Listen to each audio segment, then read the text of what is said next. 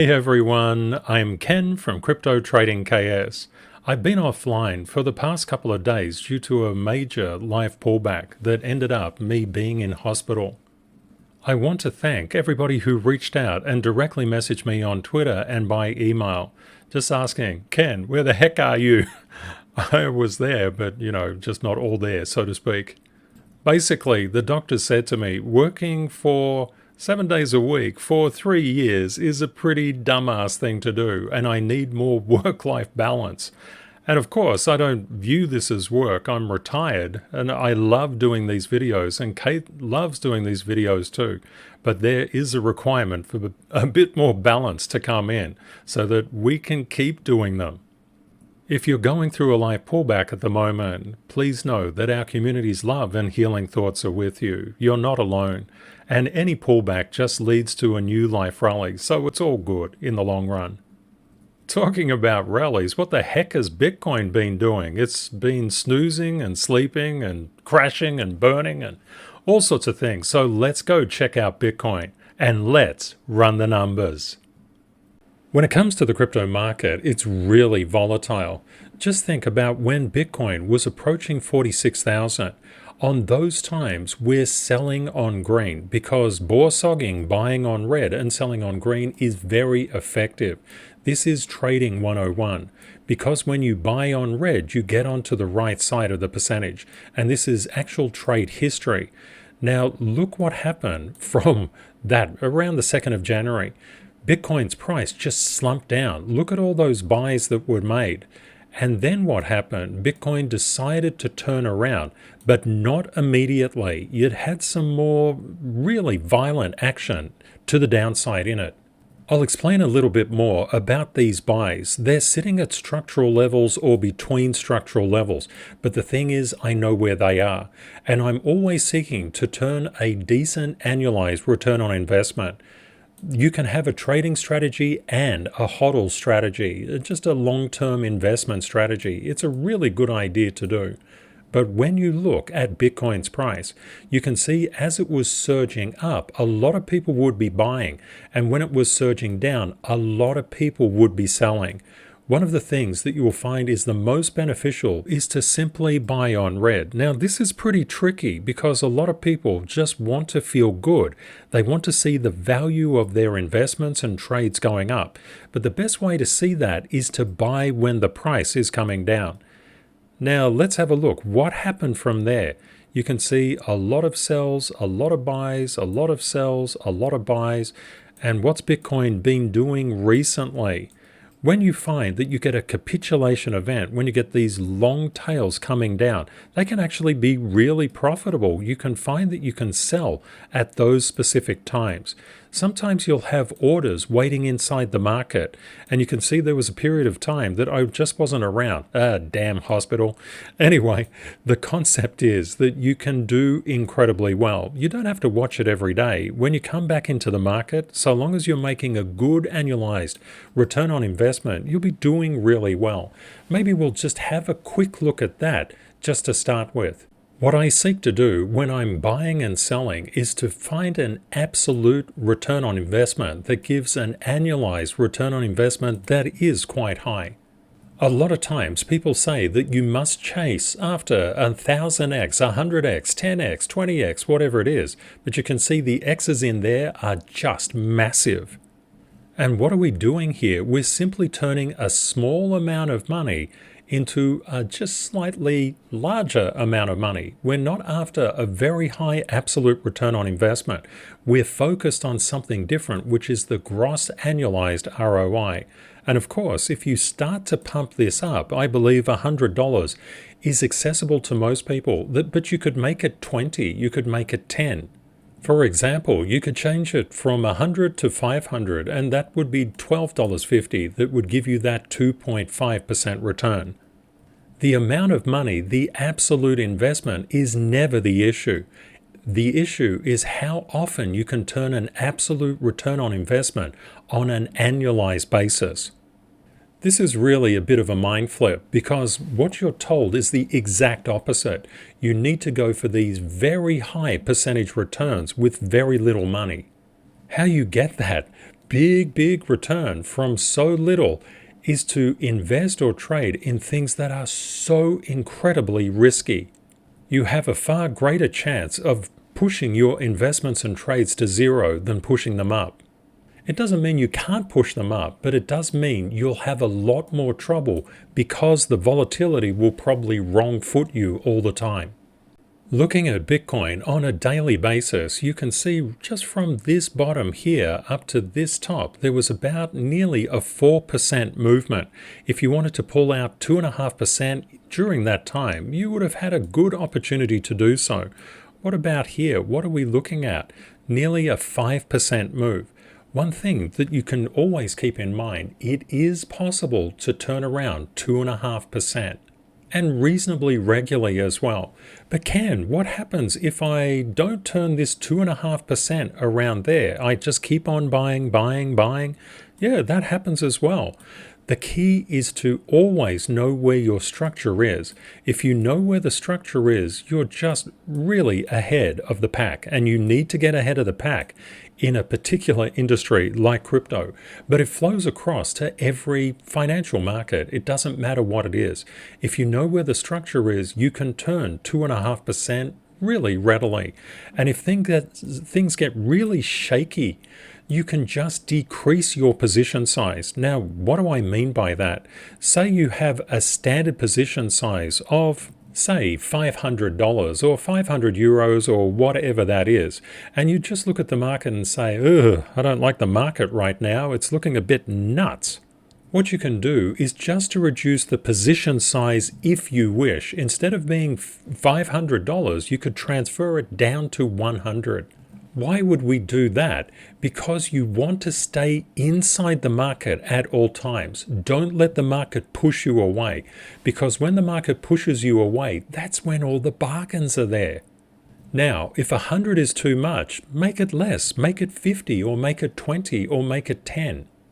But your key idea, whatever your position size is in the market, you are participating. You haven't been driven away. You're seeking to understand the momentum of what price action is actually doing. You'll find that when the market drives you away, you will become disconnected and therefore desynchronized. And you can see from something like this, if you were buying as price was going up, well, let's just make it here.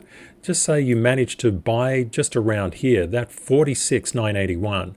You could still turn your 2.5% up to that particular area. I had a really good comment or a really good question from somebody inside the community that said, I had a sell order or I had a buy order right at the tip. Now, it didn't get filled. Why is that? They don't get filled because of volume. You can get partial fills, or you can get total fills, or you can get no fills. Just something to be aware of.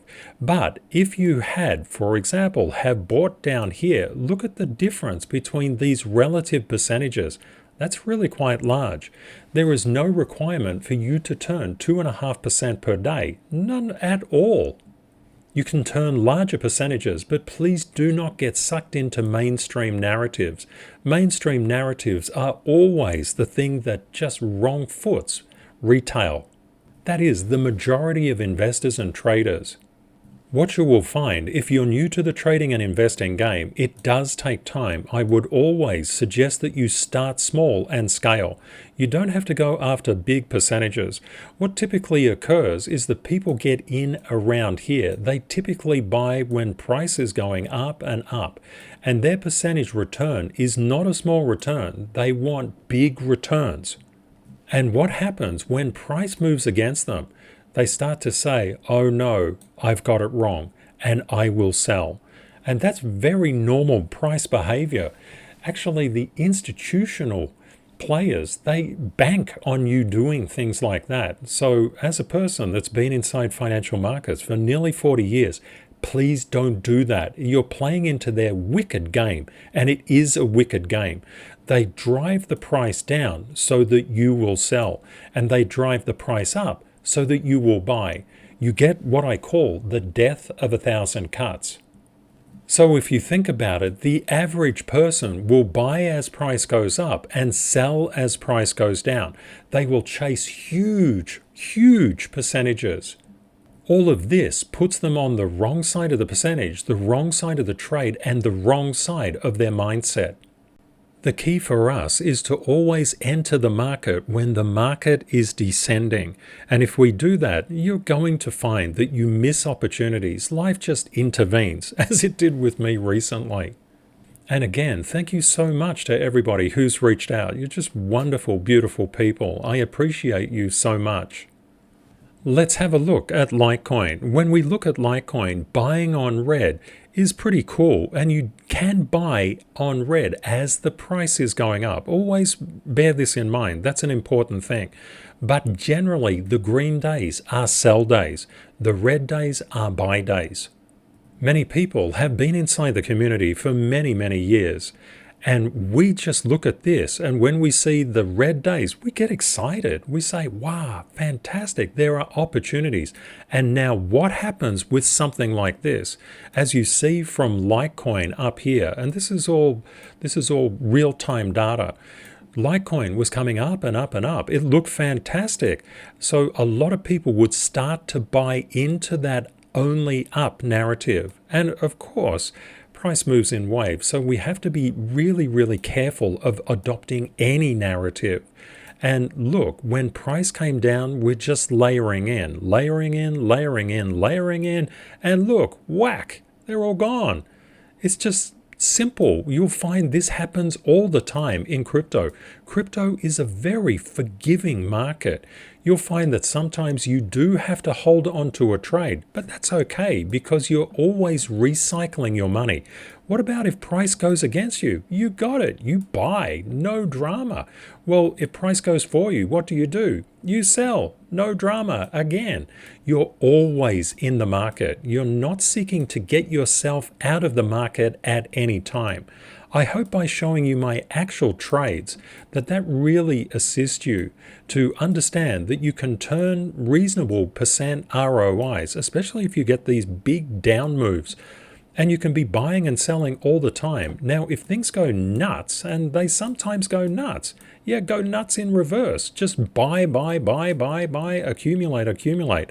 And you'll find these long tails. Oh my goodness, they're so fantastic. They're really, really profitable.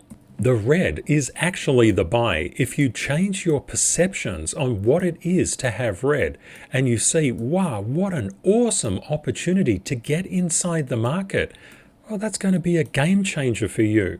And I show these trades just to simply show you that there is always the potential to buy and to sell. Even if you miss some price action, that's okay. You don't have to nail every bottom. You don't have to sell every top. You just want to find an annualized ROI that works for you.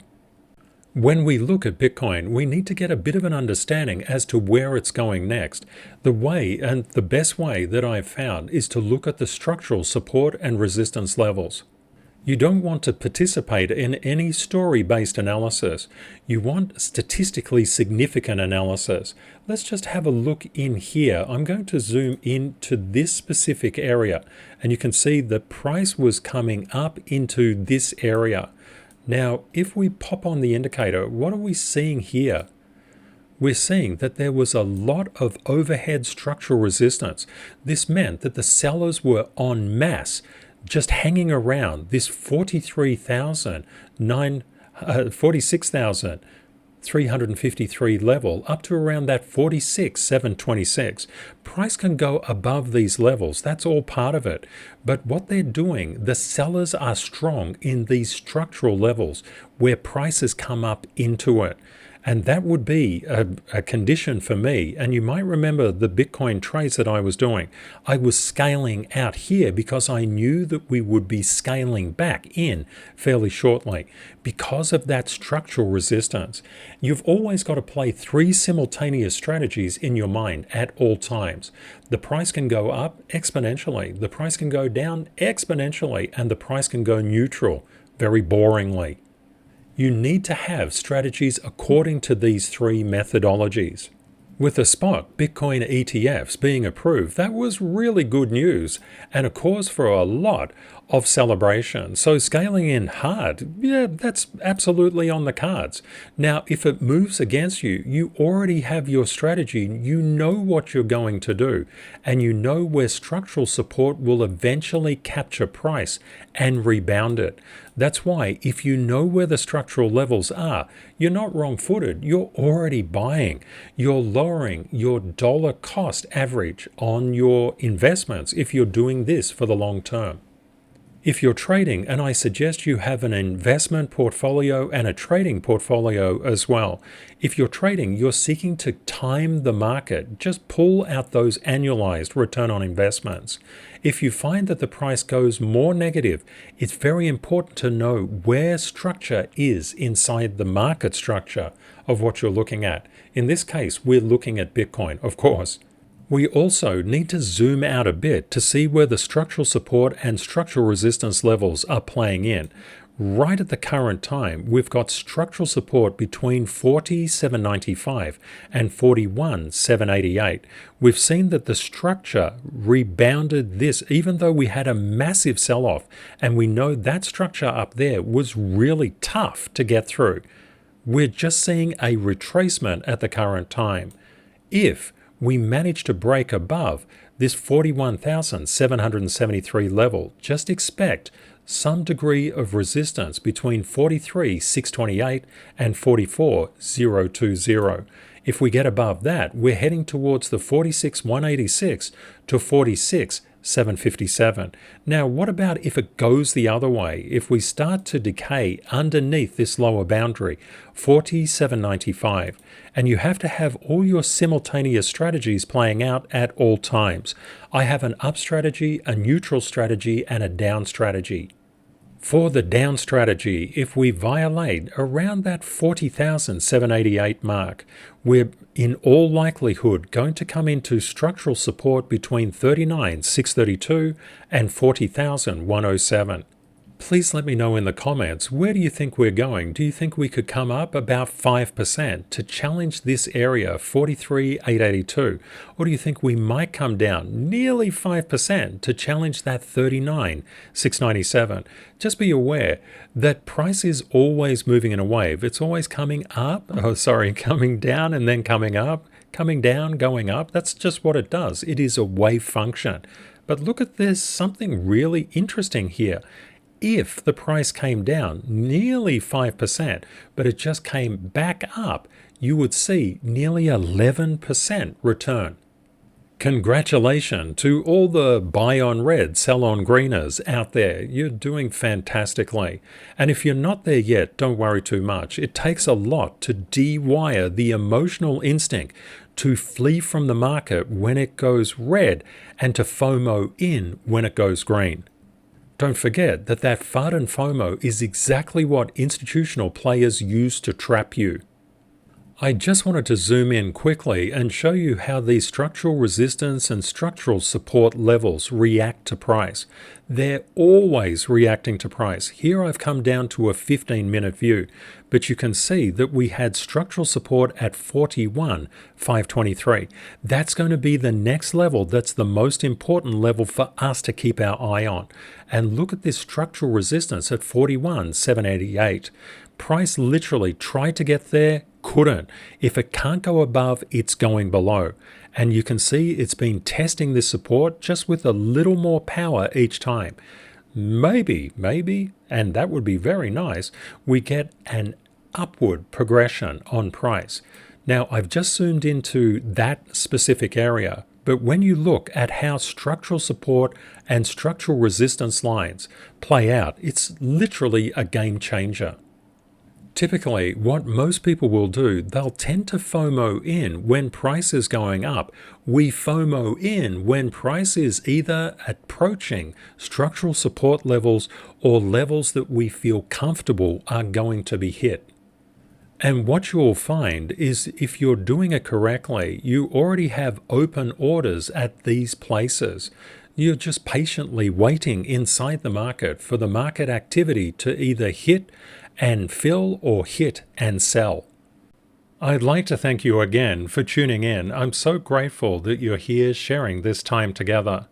Thank you again for everybody who shared their well wishes. You're just awesome people, and Kate and I appreciate you so very much.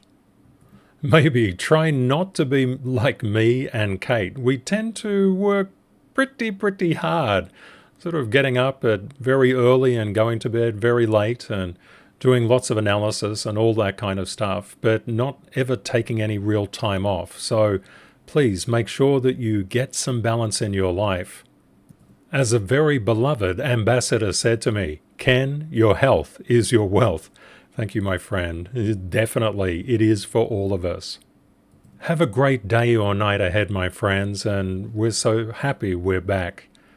And we look forward to catching you in the next video. Bye for now.